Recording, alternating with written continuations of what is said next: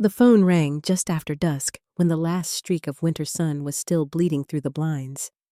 I almost didn't answer. These days I sometimes let the calls go to voicemail just to hear the silence and pretend no one needed me.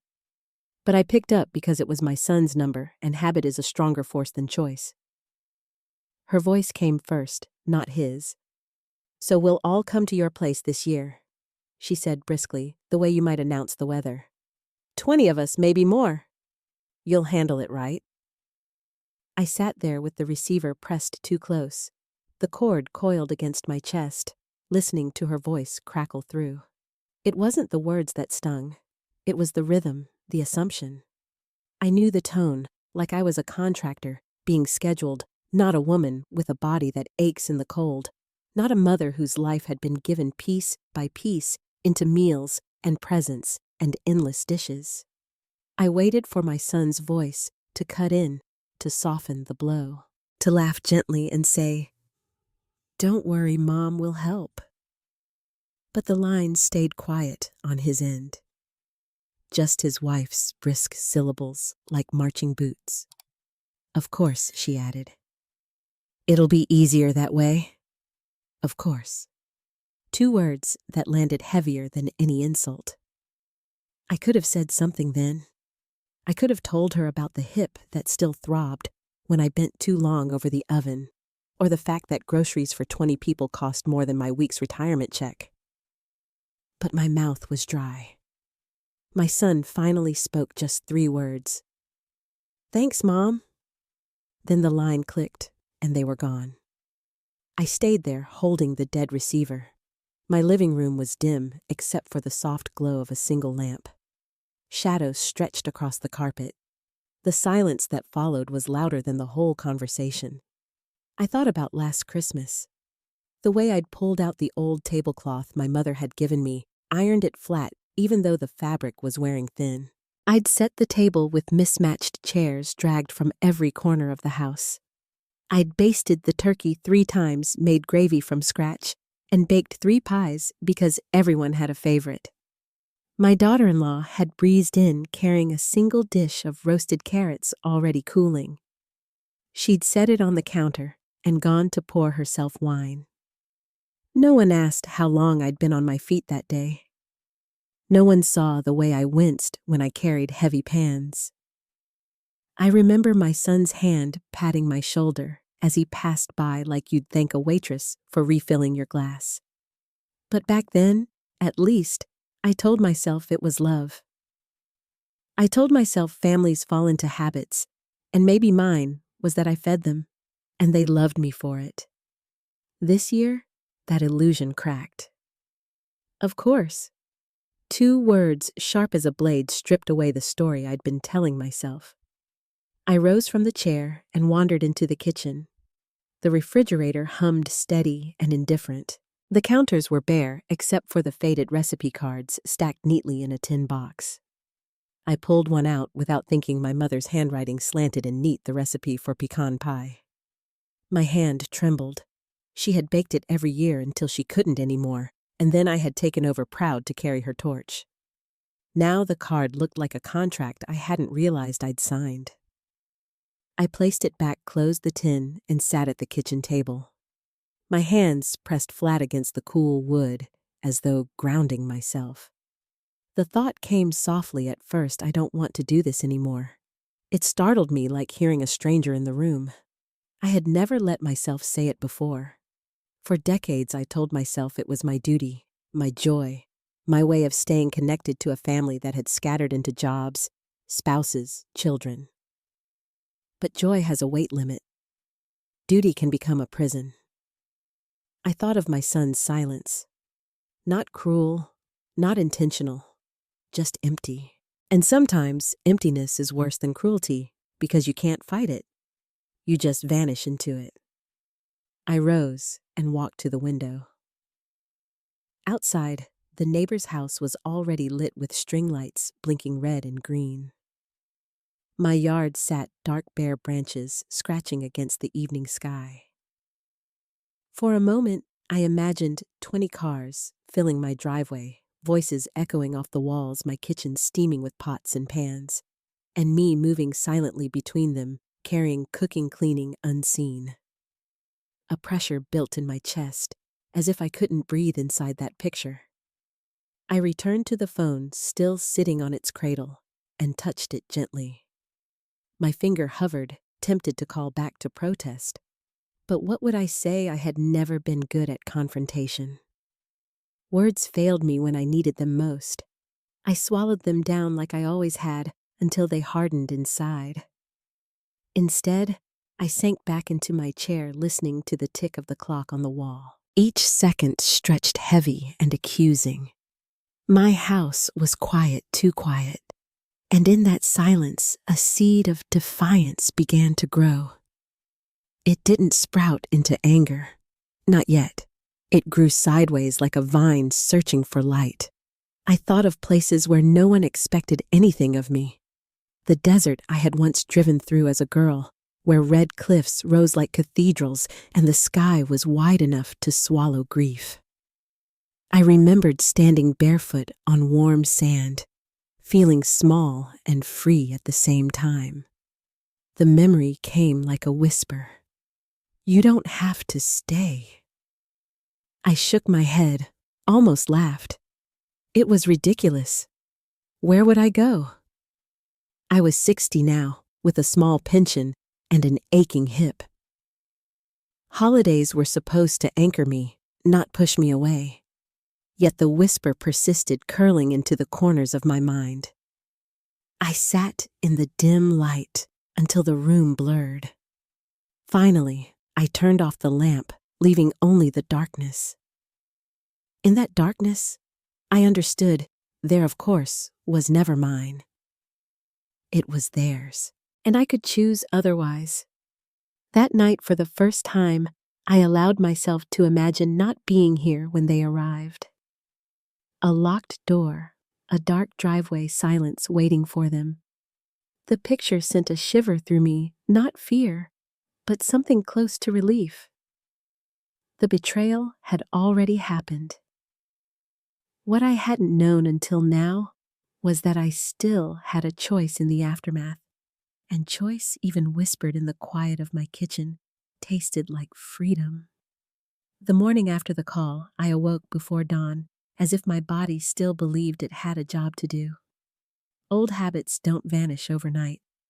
My eyes opened to the gray light pressing against the curtains, and for a moment I almost rolled out of bed with the familiar thought, start the dough, check the oven, polish the silverware. But there was no feast to prepare, not yet, just the echo of her words.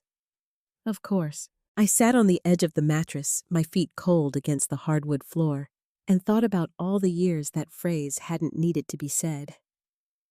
Because of course I did it. Of course I hosted. Of course I shouldered the weight. I told myself it was tradition, but tradition is only a softer word for expectation. I remember the first Christmas after my husband died. My son was still in college, my daughter-in-law not yet in the picture. The house felt hollow without his laugh, without the way he carved the turkey with too much ceremony, pretending he was on television. I thought maybe we'd cancel the gathering that year.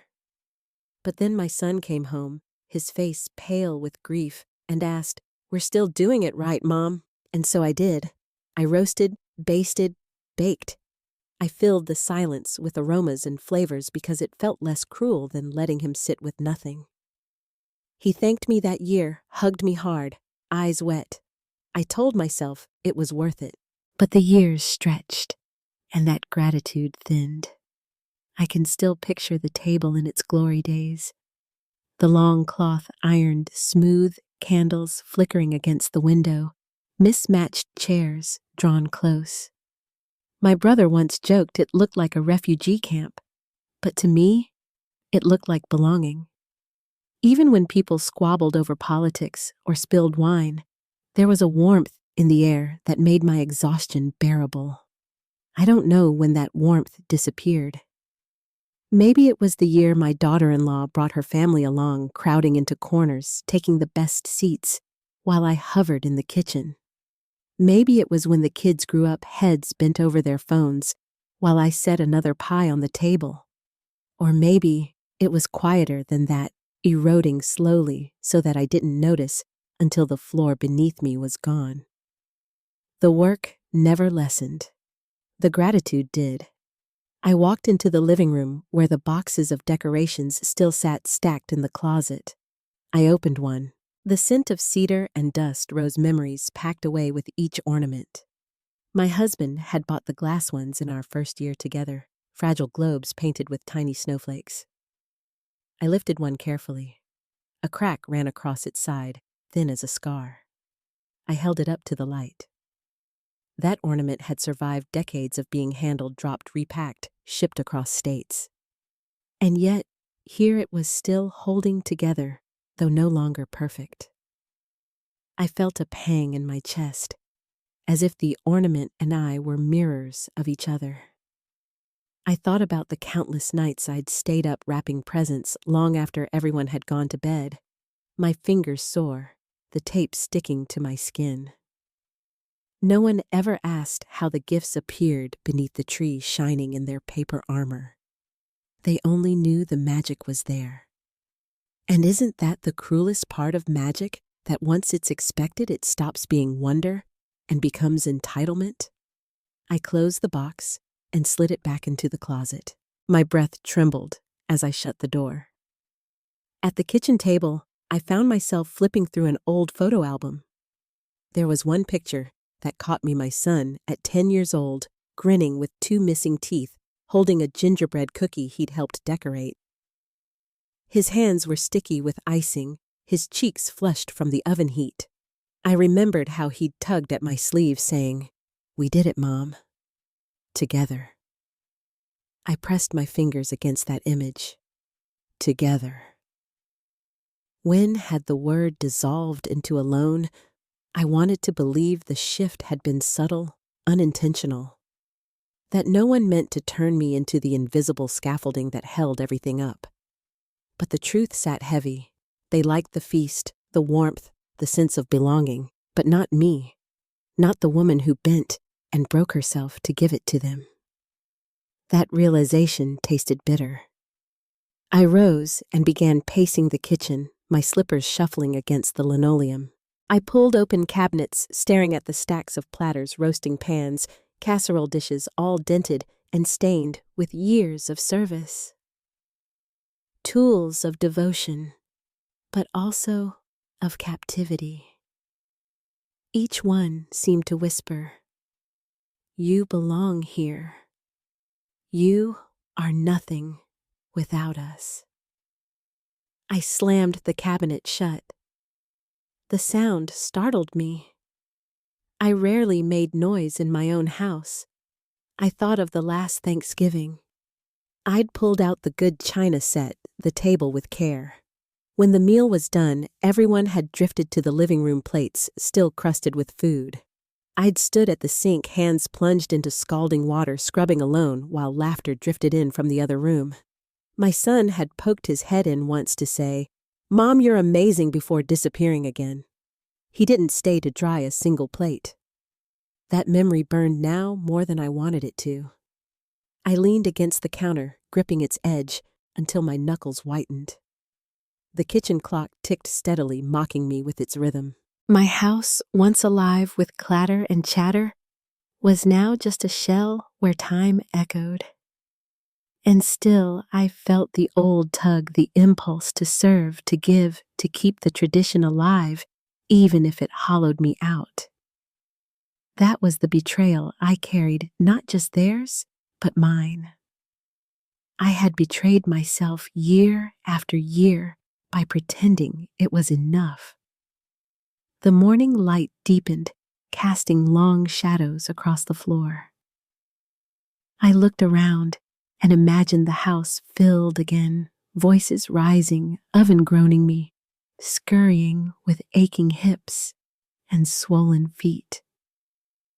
My heart clenched. No, I couldn't. Not this time. I whispered it aloud, the words shaky but firm. I can't. The sound startled me, as if I'd broken some sacred silence. but once spoken, it felt impossible to take back. I walked to the back door and stepped outside. The air was crisp, biting against my skin.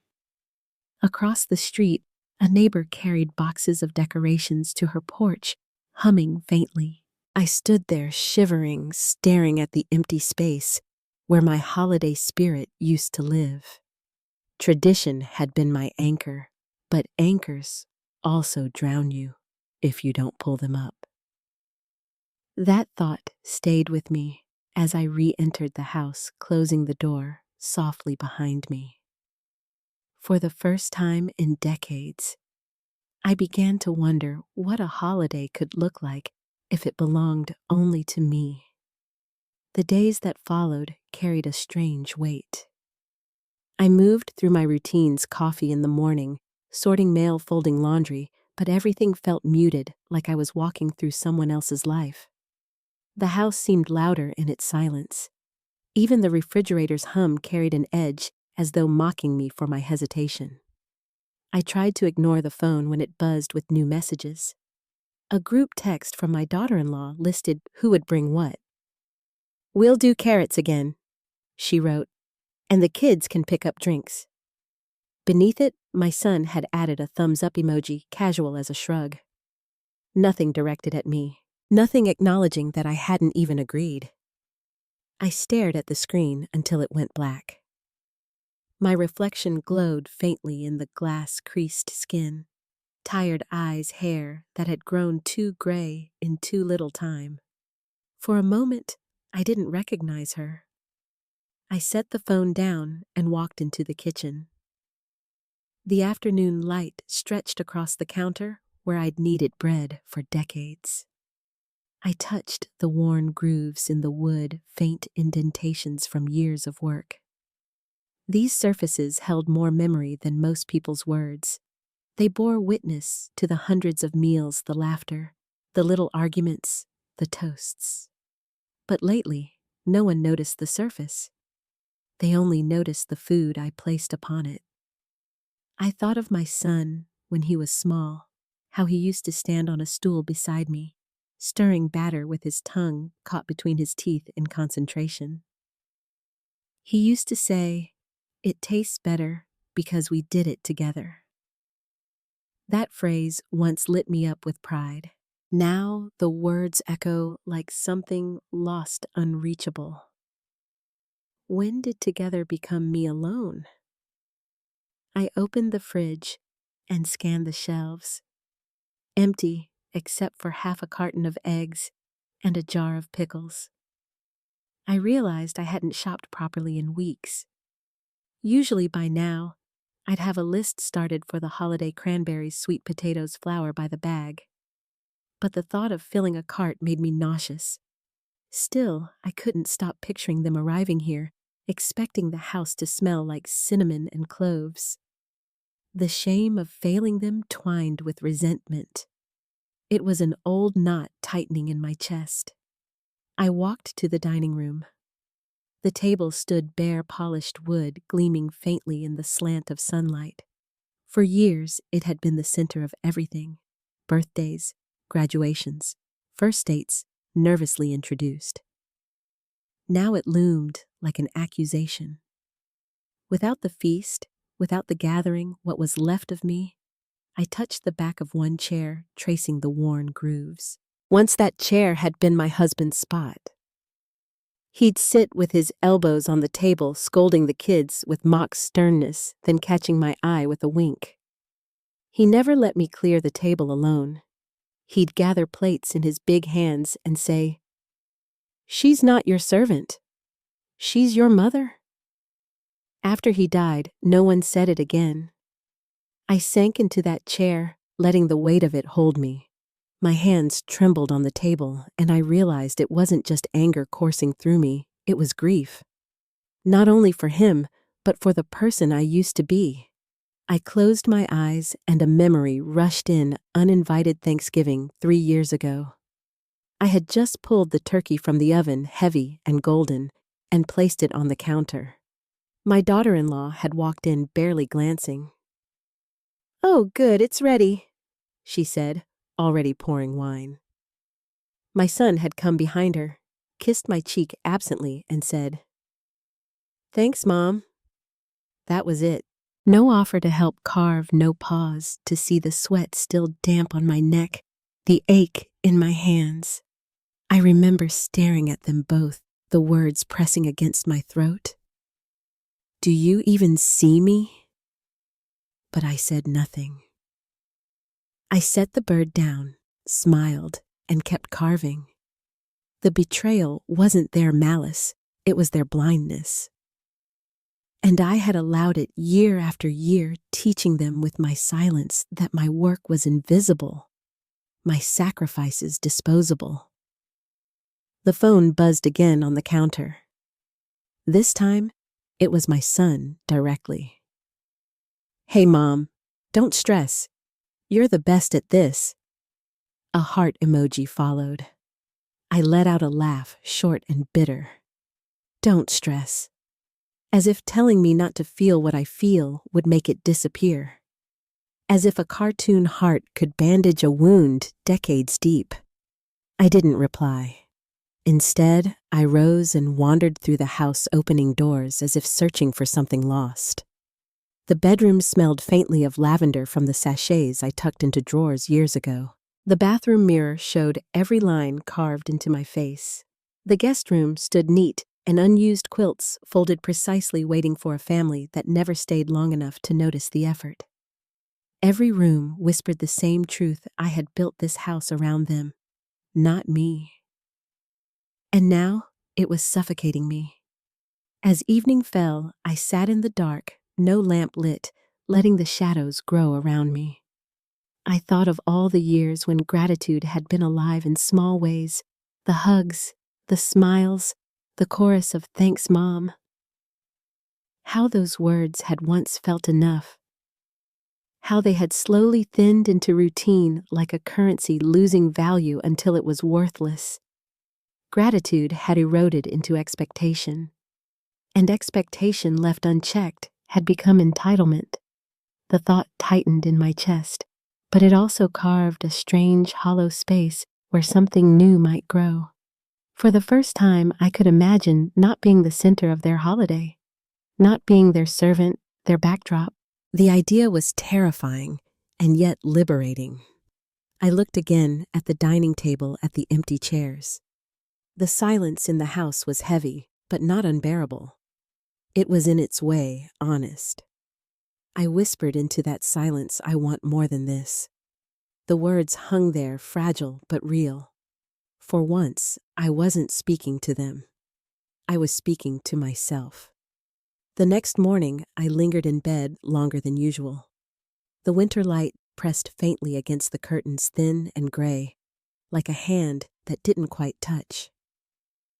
I used to leap out of bed this time of year, mind already racing with lists: what to thaw, what to polish, what to hide from little hands until Christmas morning. But now, my body refused. I lay there, listening to the house creak, the pipes clank, the silence breathe. When I finally rose, I shuffled into the kitchen and set the kettle to boil.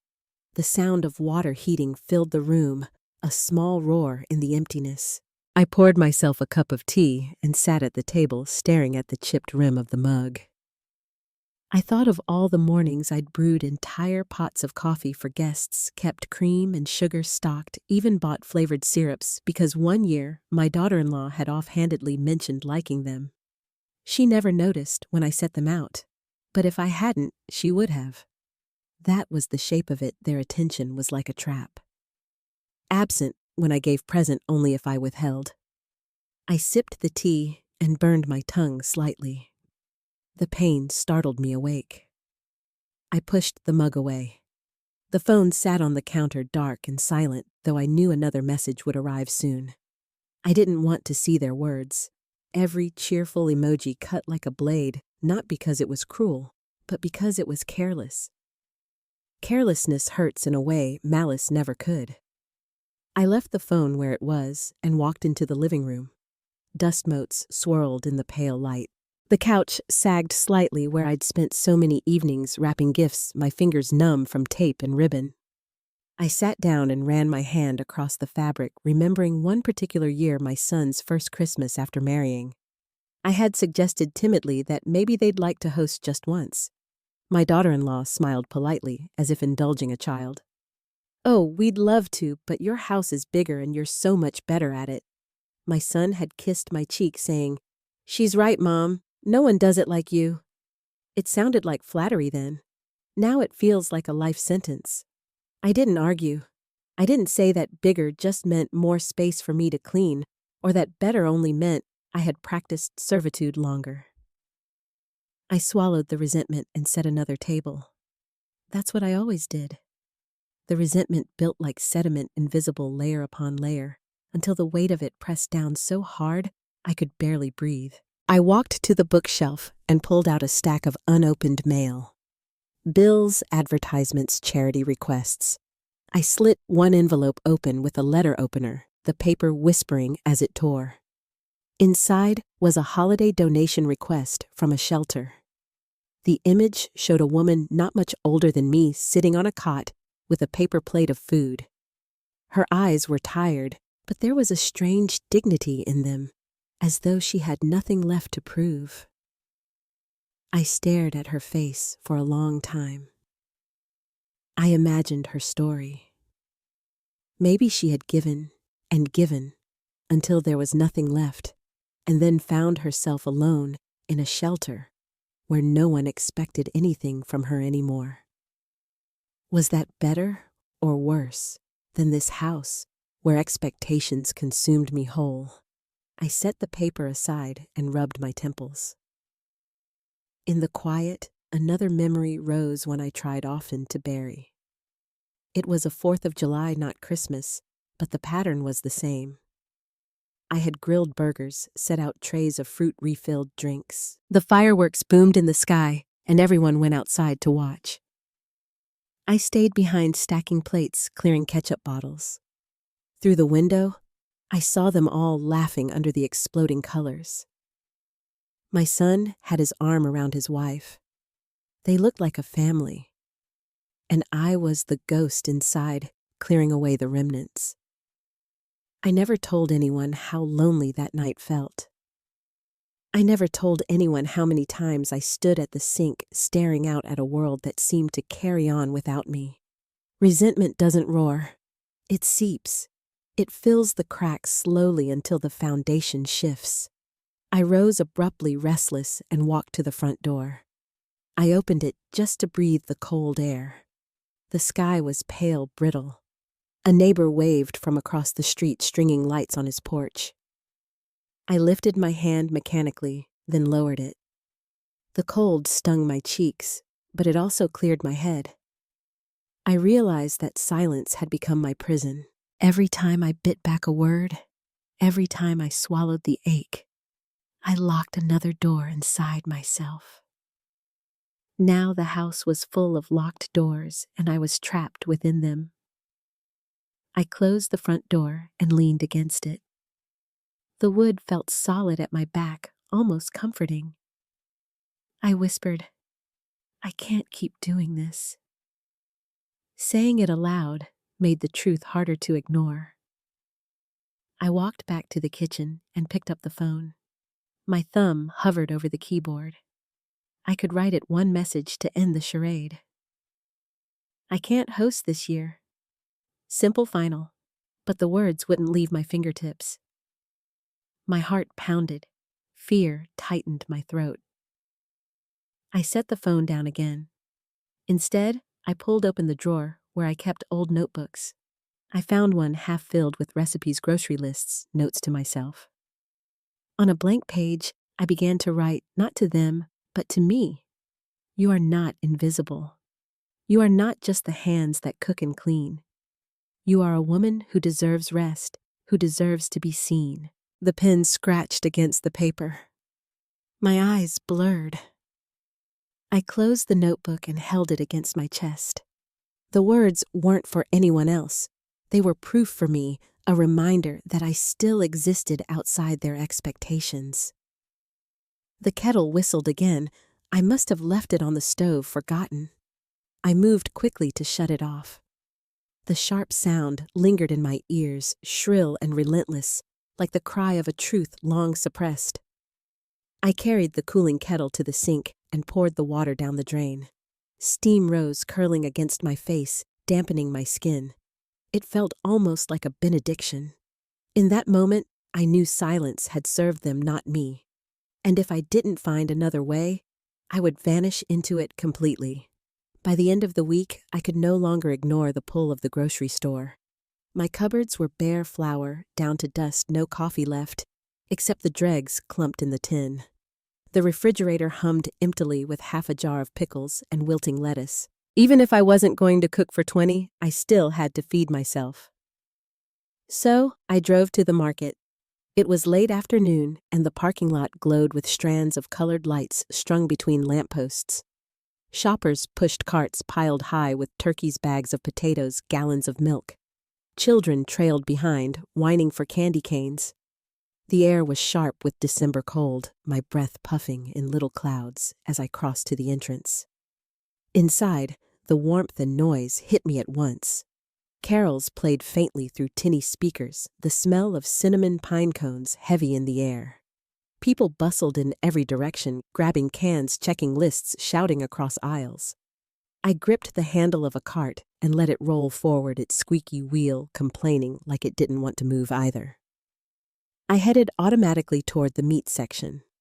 The freezer doors gleamed with rows of turkeys frozen solid, each one wrapped in plastic prices scrawled on bright stickers. I stood there staring at them, dozens of heavy birds waiting to be chosen.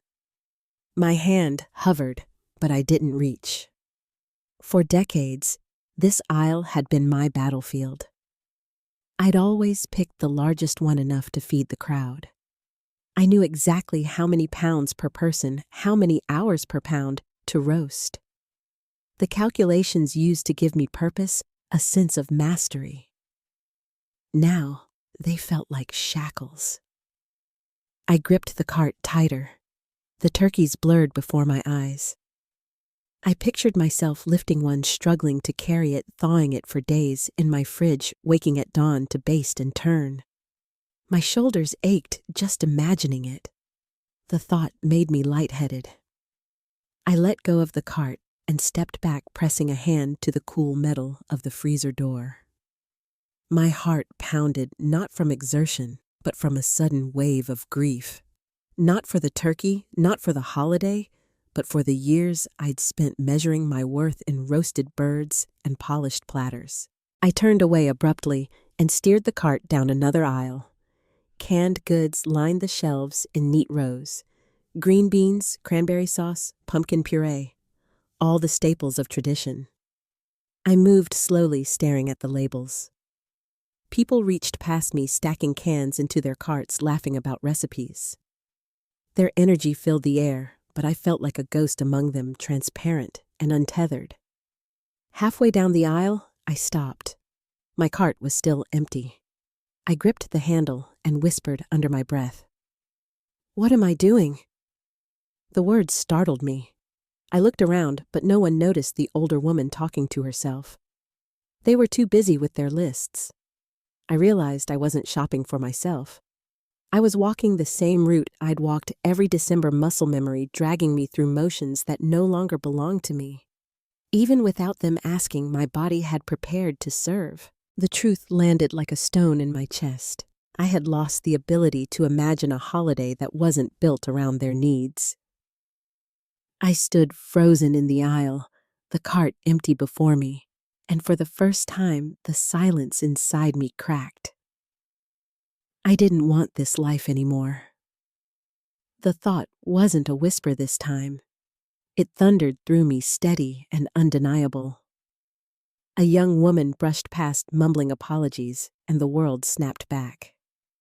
I pushed the cart to the side, out of the way, and pressed my hand against my chest to calm the racing of my heart. I needed to leave. Not the store, not just this errand. I needed to leave it all. I abandoned the cart right there, its squeaky wheel still angled toward the freezer, and walked out. My steps quickened as I passed through the automatic doors into the cold air. The wind bit my cheeks, but it was cleaner than the suffocating warmth inside. The sky had dimmed into twilight, streaked with purple and gold. Car headlights flashed as families loaded groceries into trunks. I stood for a moment, watching, feeling the strange dissonance of a world rushing toward celebration, while I stood still empty-handed. I climbed into my car, hands shaking as I gripped the steering wheel. The scent of pine from the air freshener hung faintly in the cabin. I sat there without turning the key. For years, I had thought of myself as indispensable, the one who kept the family traditions alive. But standing in that grocery store aisle staring at the frozen turkeys, I realized I wasn't indispensable at all. I was replaceable. Maybe not by them, not immediately. They'd stumble, they'd complain, but eventually, they'd figure out how to roast a bird, how to set a table. They might even order takeout or go to a restaurant. And the world would keep spinning. The only person trapped by my obligation was me. Tears slid down my cheeks, hot against the chill of the car. I didn't wipe them away. I started the engine and drove aimlessly through town. Christmas lights twinkled on houses, inflatables swayed in yards, wreaths glowed in windows.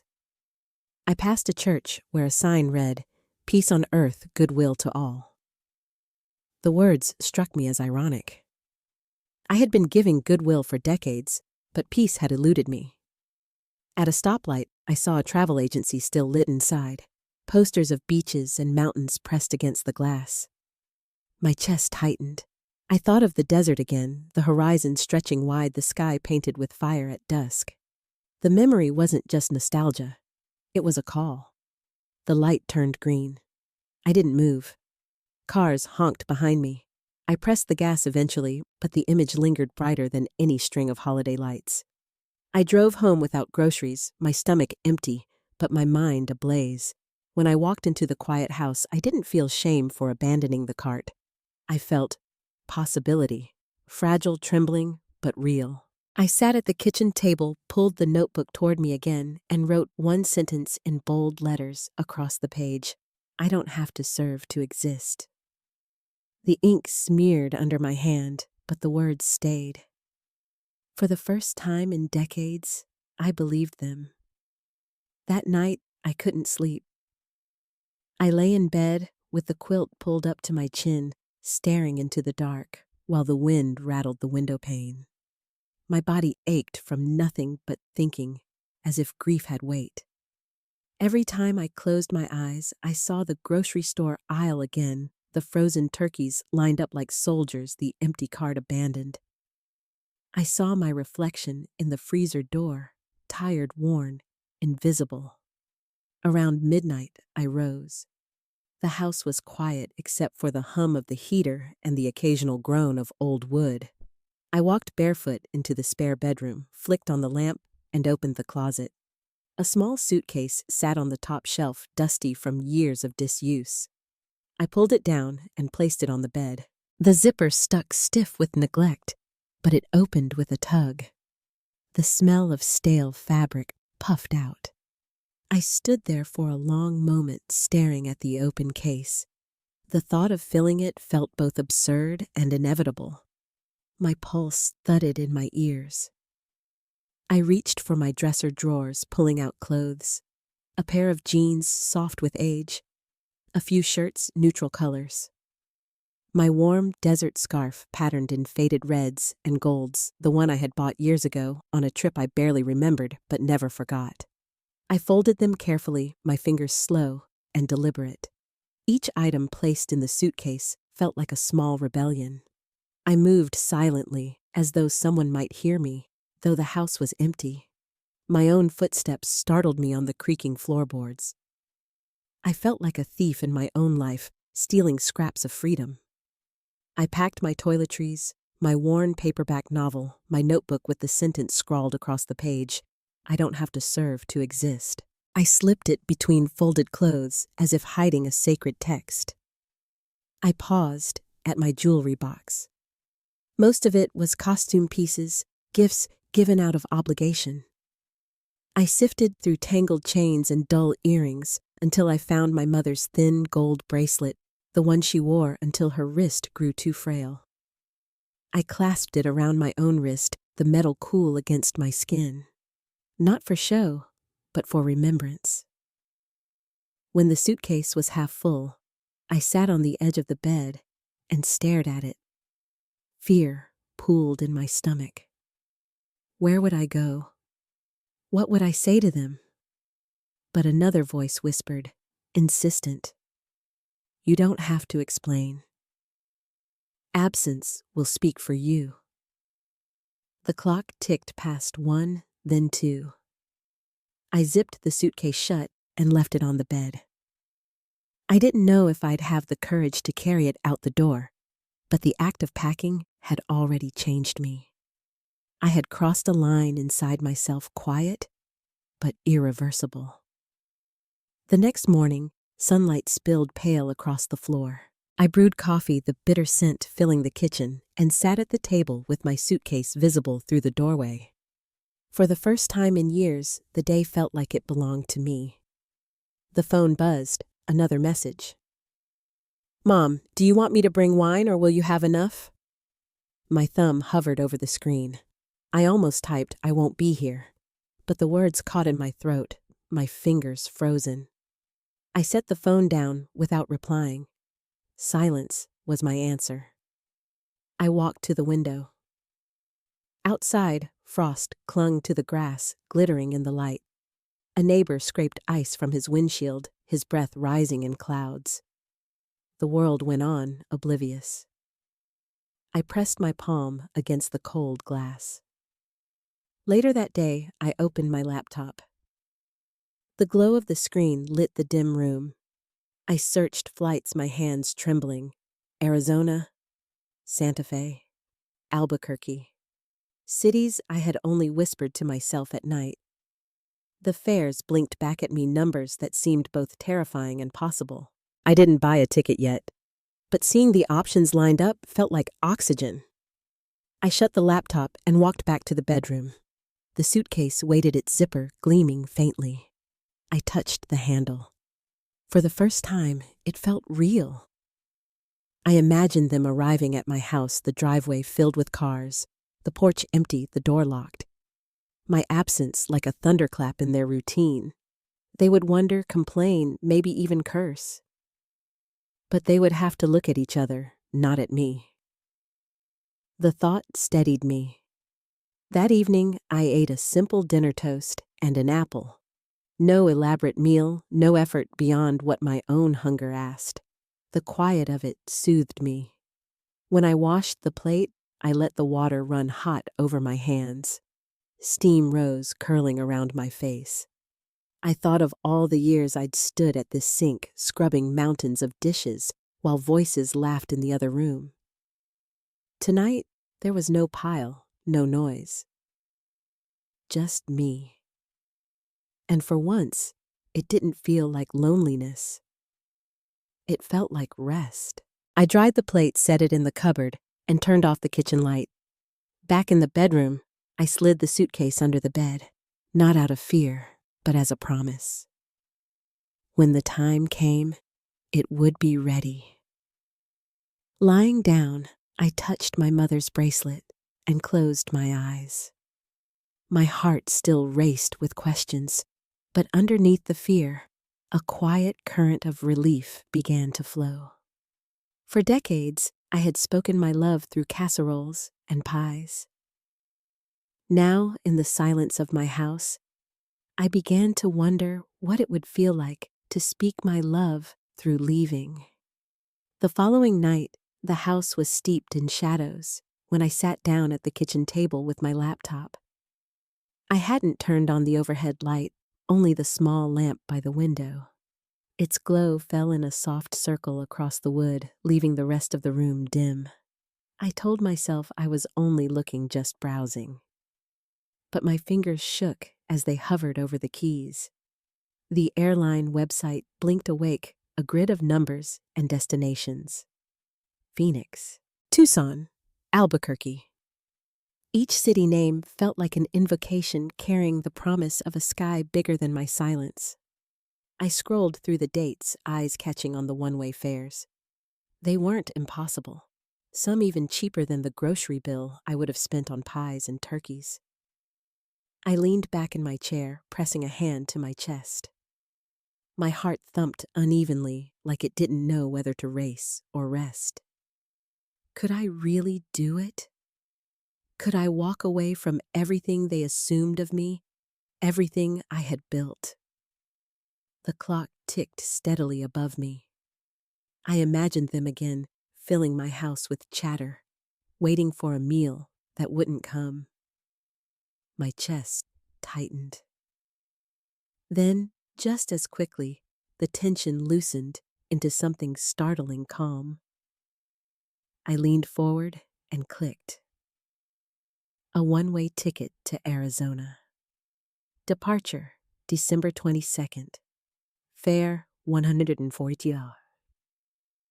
The confirmation screen appeared. I stared at the words, unable to breathe. Then the breath came all at once, shaky, like breaking the surface of water. I pressed confirm. There it was, my escape printed in bold black letters. I sat back stunned by the finality.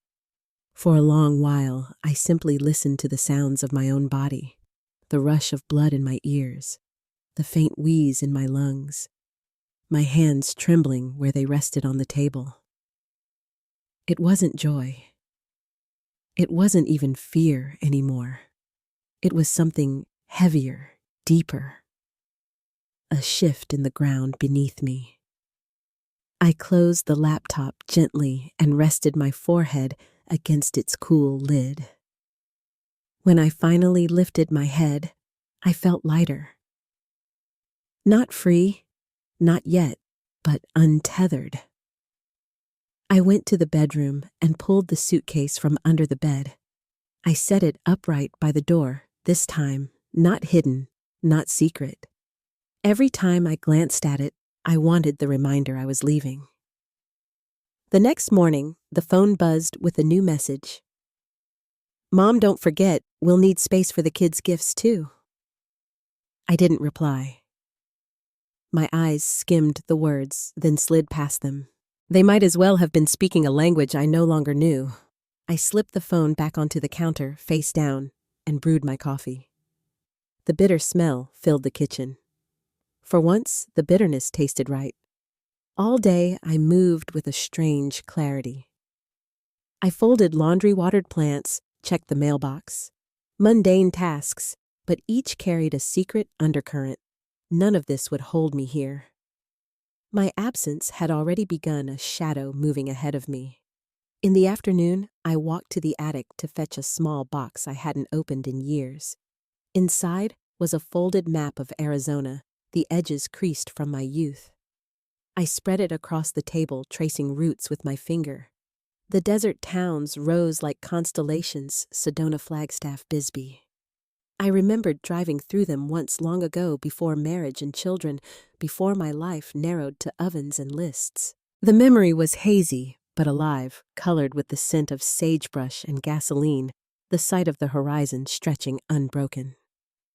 I folded the map carefully and slid it into the front pocket of my suitcase. By evening, I sat by the window and watched the streetlights flicker on. Across the street, a family carried in boxes of decorations, laughter spilling into the night air. I felt a pang, sharp and fleeting, but it faded quickly. Their lights weren't mine to hang. When darkness thickened, I poured myself a glass of water and sat at the kitchen table. The ticket confirmation email glowed on my phone. I read it again, each word a quiet drumbeat. "You are leaving." I thought of my son, of the moment he would arrive to find the house dark, the driveway empty. I imagined his confusion, his anger.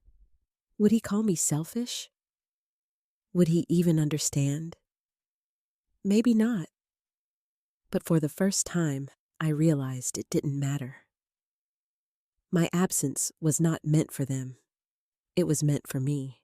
I turned off the lamp and sat in the dark, the suitcase a silent sentinel by the door. The house was hushed, but the silence no longer felt suffocating. It felt chosen. I closed my eyes and saw the desert horizon again, wide and endless waiting. The first message came 2 days after I booked the ticket. "Mom, just checking. Do you need me to bring anything extra?" I stared at the screen until it dimmed in my hand. I didn't type a single word. I set the phone down face first on the counter and walked away. It buzzed again that evening. A group thread, this time. My daughter-in-law taking charge as she always did. "Here's the schedule. We'll all arrive Christmas Eve around 3. Mom turkey should be ready by 5.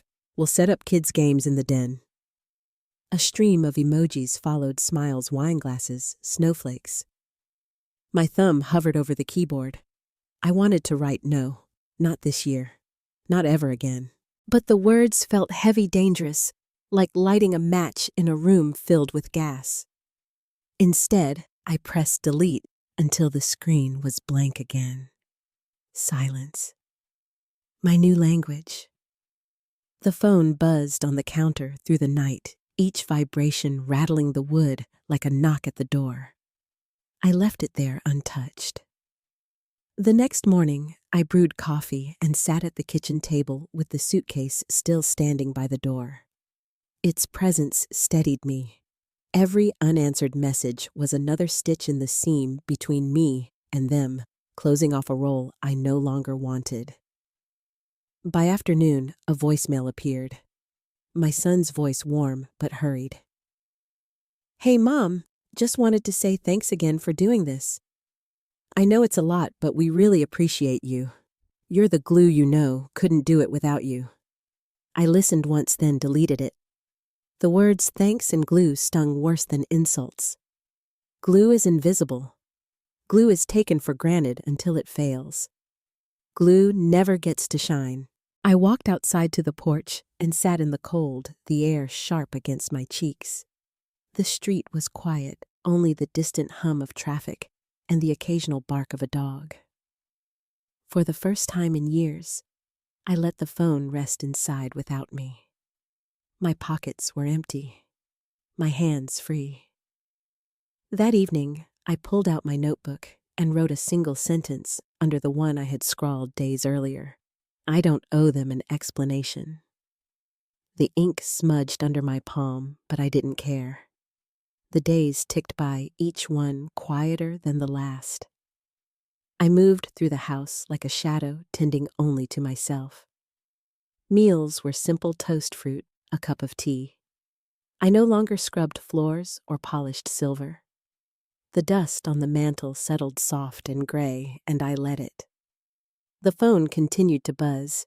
More schedules, more reminders, more cheerful assumptions. I let them pile up like unopened mail. One afternoon, my daughter-in-law called.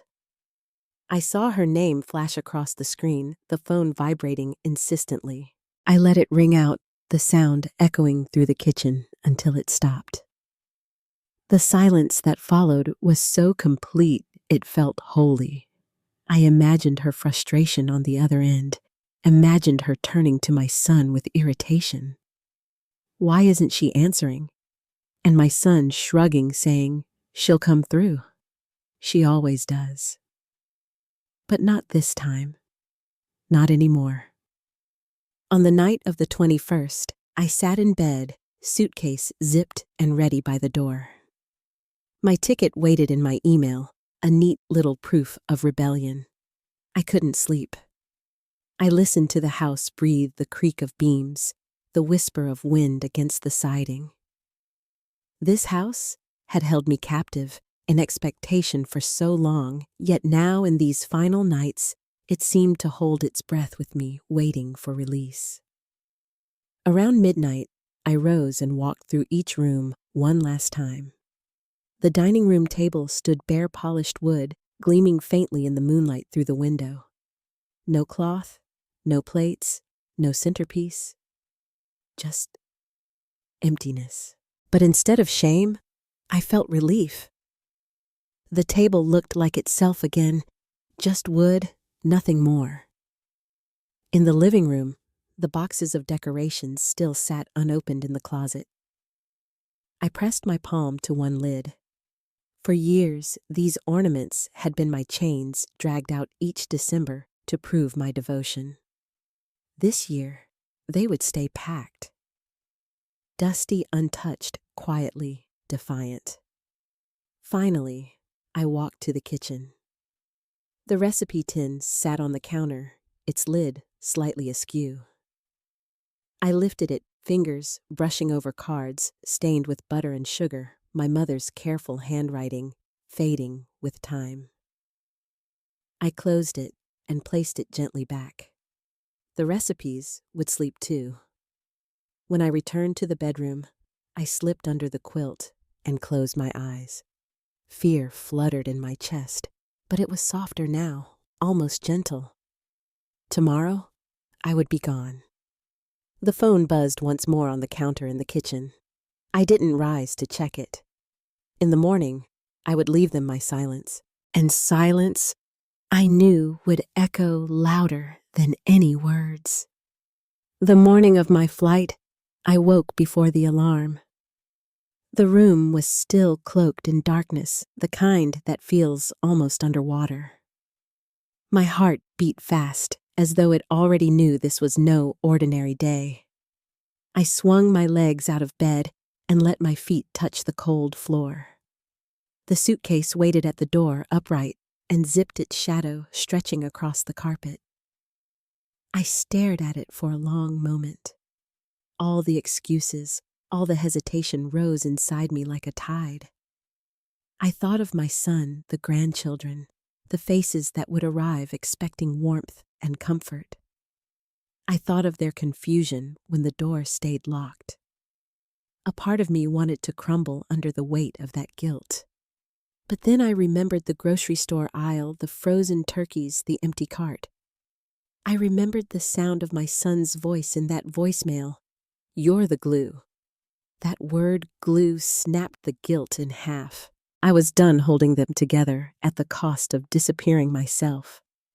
I dressed quietly, jeans and a sweater, and clasped my mother's bracelet around my wrist.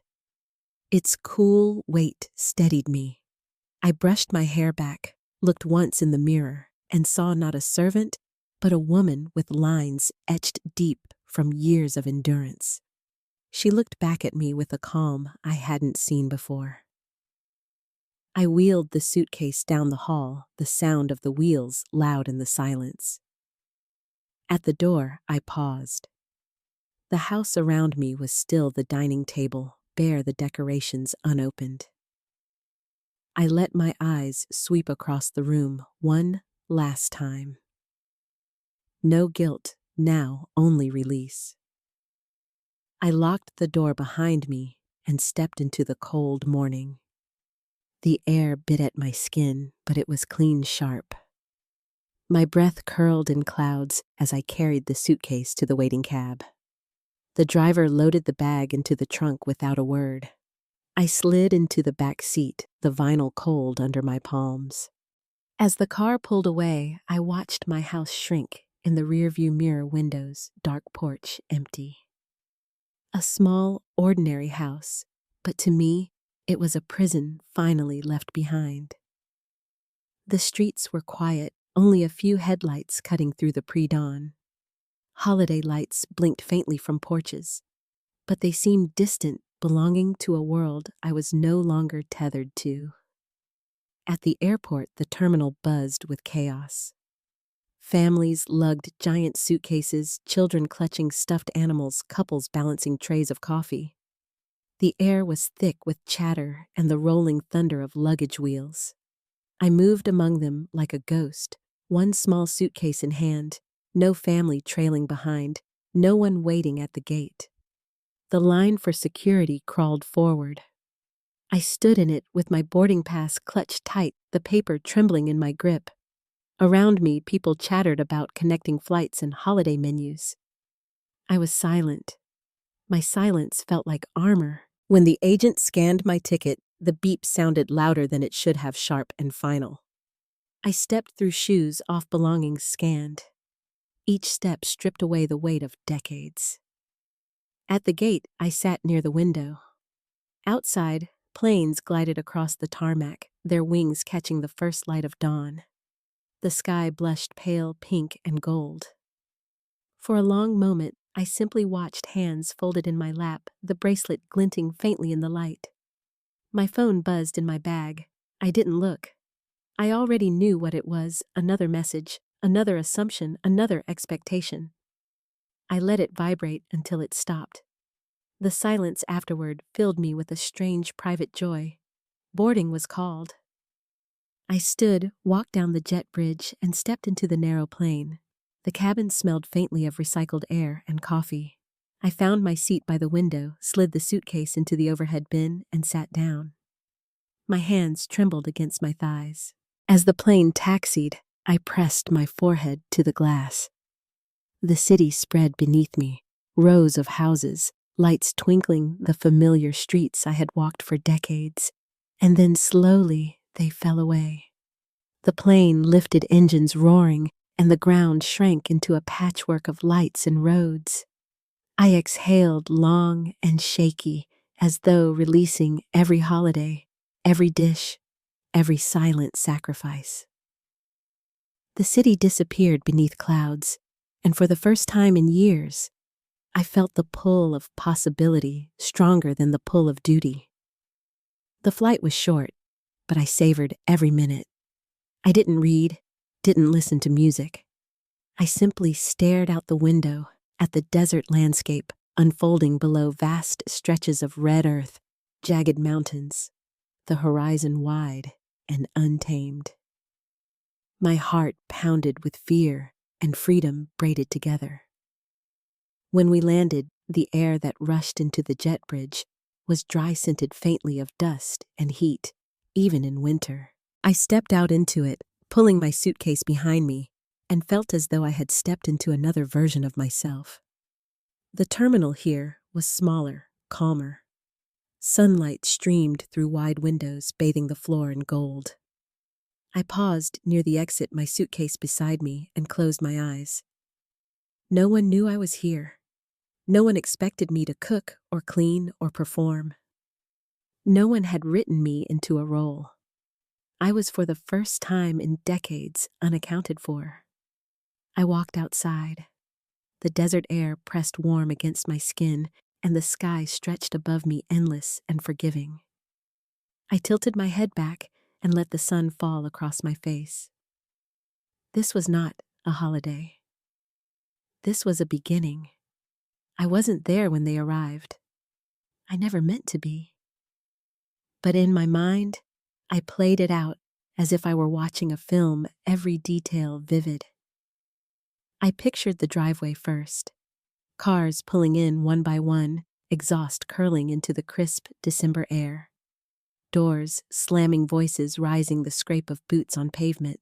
Children running ahead, eager for warmth and cookies. My daughter-in-law, crisp and efficient arms full of shopping bags. My son trailing behind, juggling coolers and gift boxes.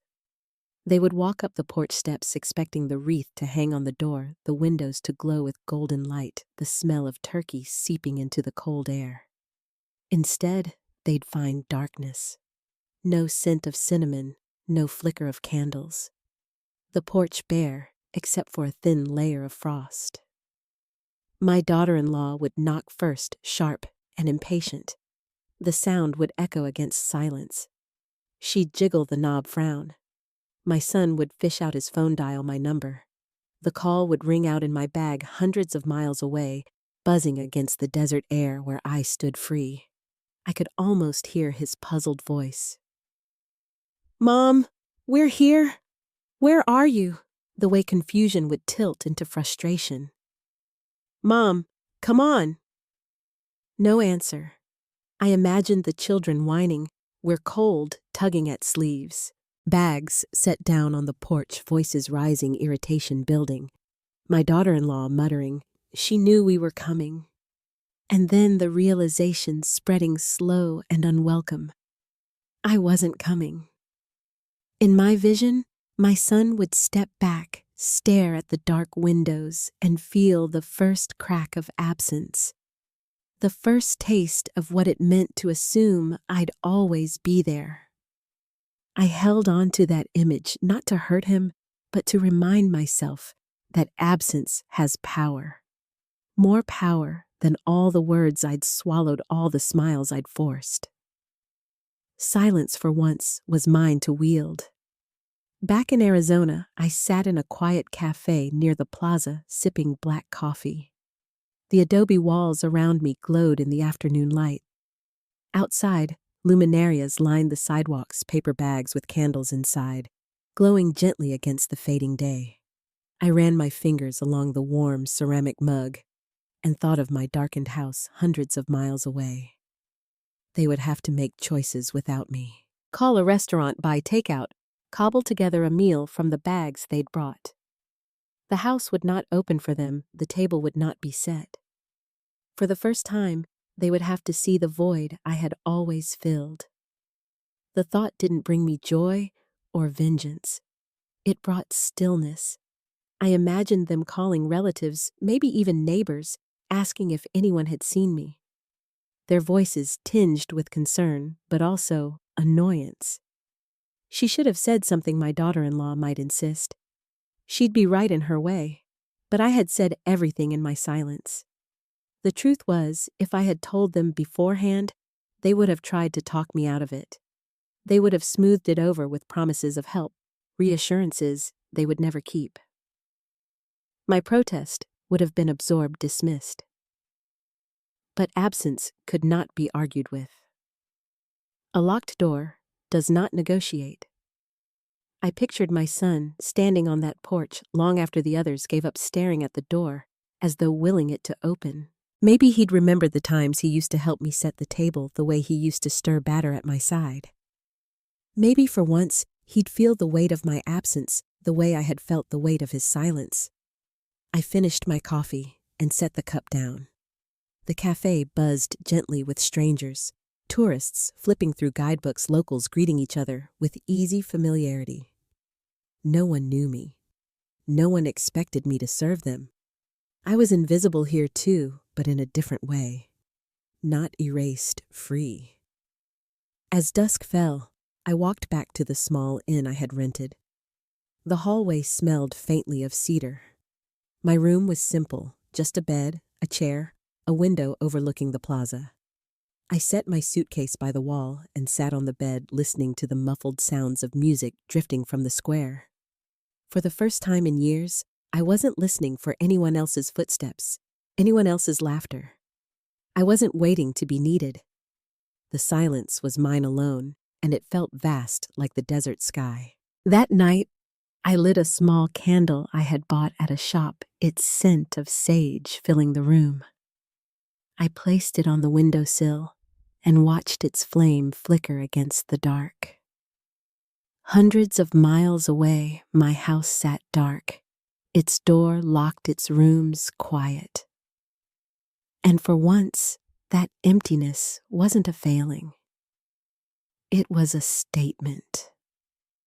On Christmas morning, I woke to light.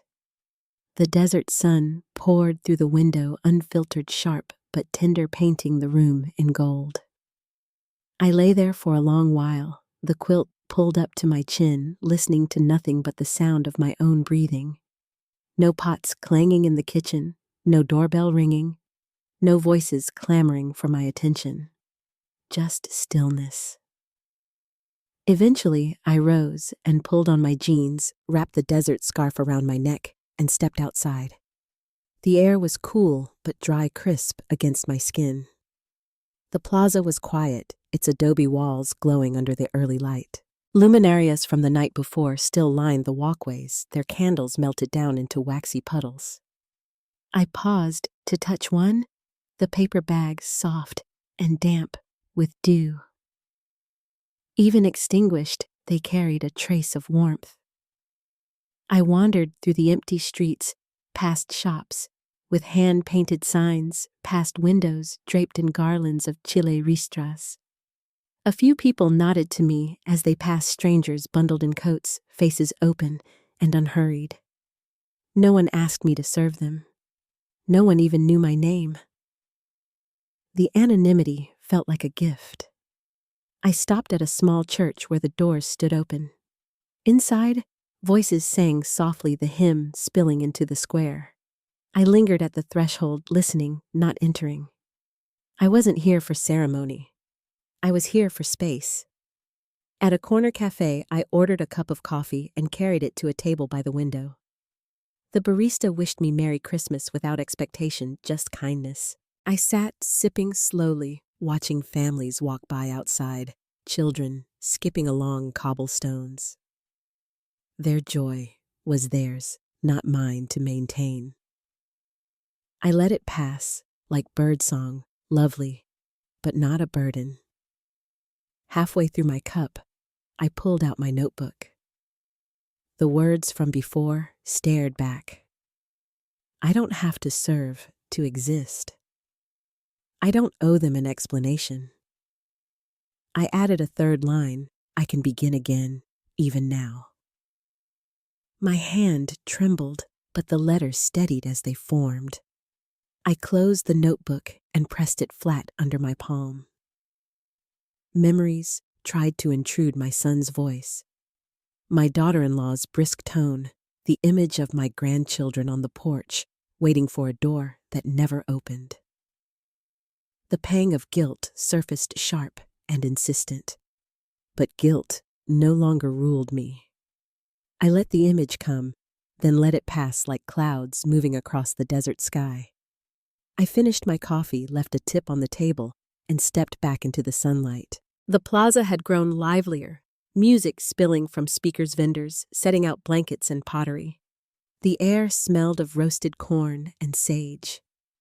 I walked slowly, absorbing it all, the colors, the sounds, the wide sky above. By noon, I climbed a trail just outside town. The path wound upward, lined with juniper and rock, until the town fell away behind me. At the top, the land stretched vast and endless, red earth-jagged cliffs, sky so wide it seemed to swallow me whole.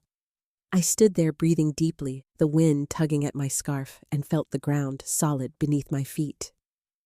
For decades, my holidays had been about holding others together. Here, I felt no need to hold anything. The earth held me. I thought about what they might be doing at that very moment. Perhaps ordering pizza, perhaps arguing, perhaps blaming me. Perhaps sitting around a table that felt strangely bare without me at the head. And yet here I was, standing on a mountain, watching sunlight spill across a horizon they had forgotten I ever loved. The air smelled faintly of cedar.